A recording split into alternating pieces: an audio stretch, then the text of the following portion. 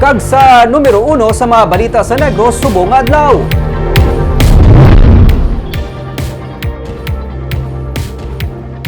Sa San Carlos City, isa ka private school ang nasunog sang kagabi. Halit sang sunog naglabot sa 18 million pesos. Sa kadako sang sunog, may mga bumbero pa nga nagresponde gikan sa kaiping nga mga LGU. Yari ang report.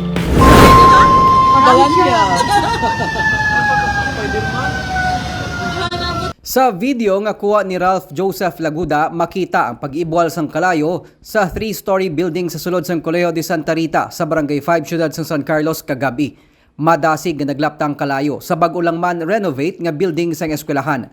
Suno kay Fire Chief Inspector Rodel Legaspi, ang Provincial Fire Marshal sang Negros Occidental, nagsugod ang kalayo sa second floor sang accounting office. Himo sa kahoy ang second floor sang building, gani madasig nga ginlamon sang kalayo. Considering old na siya, that's why nga ang according sa ila panaysayon to, kay mga madre na urang nagaran, daw nag-start siya sa pinaka-old building nila. Second floor? Oo, second floor.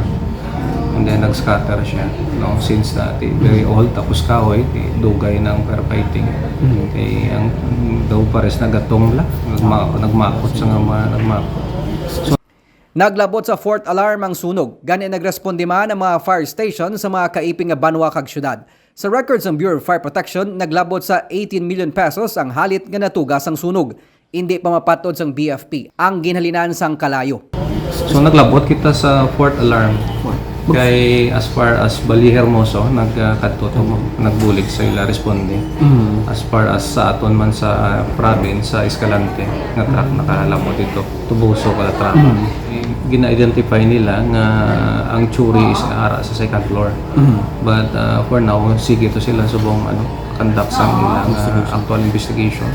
Wala sang maluba nga nasamaran sa insidente. Pero tungod sa nagluntad nga sunog, temporaryo anay ginsuspend ang klase sa among eskwelahan.